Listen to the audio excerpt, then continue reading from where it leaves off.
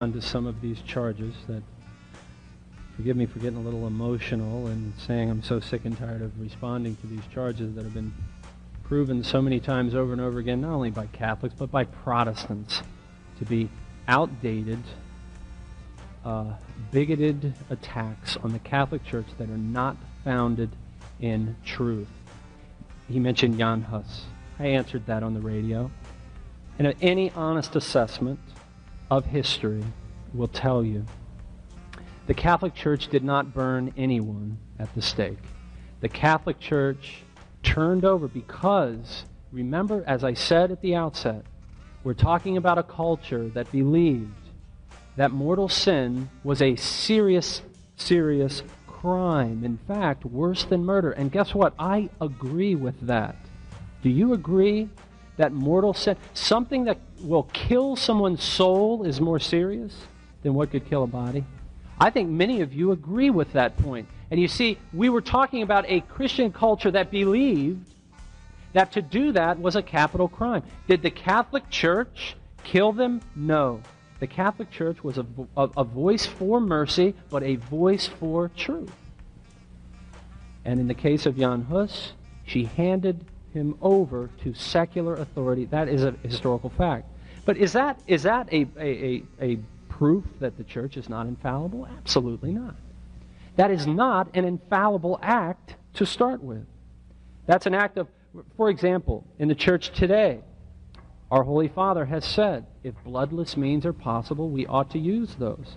That's a little bit of a shift in our tradition concerning capital punishment. Does that mean we've changed? I'm sure some Protestant apologists are going to be saying that now. Oh, you've changed. No, we haven't changed. We still objectively believe in capital punishment, but the question is whether it is prudent to carry out at this moment in time that which certainly Mr. White would agree is taught by God in Scripture. There is a time for capital punishment. If we were to be reduced to anarchy, let's say, and the rule of law is dispensed with, and we have to rebuild it, perhaps it would be a good thing to encourage the death penalty once again. So, Jan Hus is absolutely ludicrous as an historical proof that the church is erred. Liberius. Pope Liberius, in fact, again, I encourage you to read Dr. Warren Carroll's works on this. Liberius, what in fact he did sign, the Creed of Sirmium, as it's called, or Sirminium, was not heretical. It was ambiguous. And there is no doubt Liberius was weak. He gave in to the Arians, and he ought not to have, and he also condemned St. Athanasius.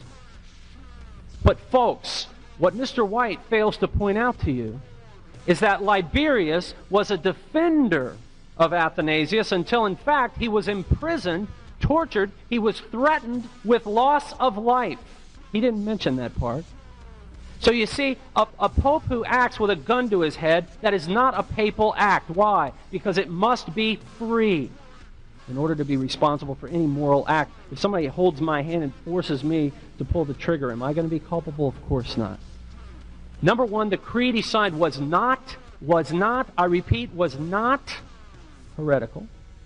And number two, he was forced to sign. He was also forced to condemn Athanasius. Secondly, when in fact, another little fact that my opponent doesn't bring up, when in fact later he was brought another creed that was definitively Arian, he did not sign it. Now, I'm not saying that Liberius was right in signing that first decree. No. But I am saying that is not an example of papal error that proves papal infallibility is wrong. Mr. White is wrong. He is doing what I have told you he does with Scripture and the Fathers often and misrepresents them. But you examine the facts for yourself. Pope Vigilius, who condemned the famous three chapters, Theodore, and Ibba of Edessa. He condemned them, yes. He shouldn't have. He didn't want to at the outset. The emperor turned the screws, and he signed their condemnation. But guess what? That was not, once again, an infallible act of a pope. But secondly, there was nothing wrong in what he signed. Why? Because all three of them were heretics. But two of them had recanted and come back to the faith. So the Pope did not want to condemn them, but because of the force of the emperor, he was forced to. Honorary, I'm about out of time. We could do the same thing with honoraries and all these other charges. But I want to close, folks, by demonstrating to you, number one, he has never answered the original charge to show me in Scripture. He believes in sola scriptura, not me. Where does the Bible say?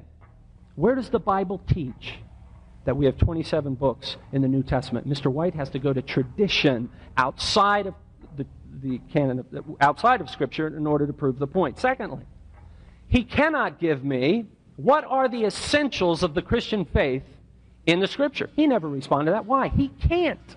Why? Because if he did, you would be shocked at what he says. Because he would disagree with the majority of you, my Protestant friends.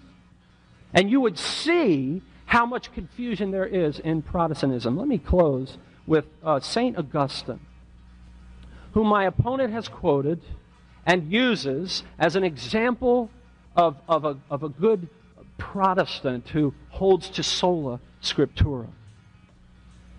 And I'm quoting from St. Augustine against the Manichaeans. There are many other things which most justly keep me in the Catholic Church. The consent of peoples and nations keeps me in the Church. So does her authority, inaugurated by miracles, nourished by hope, enlarged by love, established by age. The succession of priests keeps me, beginning from the very seat of the Apostle Peter, to whom the Lord, after his resurrection, gave it in charge to feed his sheep down to the present episcopate. Boy, that sounds Protestant.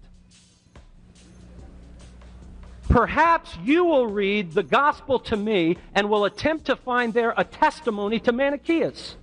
But should you meet with a person not yet believing the gospel, how would you reply to him were he to say, I do not believe? That's what we've been debating tonight, folks. How would you respond? I don't know if I'm going to believe that gospel. And someone asked me that question earlier. Well, listen to St. Augustine, this supposed Protestant sola scriptura adherent, and how his response is. For my part, I should not believe the gospel except as moved by the authority of the Catholic Church. So when those in it, on whose authority I have consented to believe in the gospel tell me not to believe in Manichaeus, how can I but consent?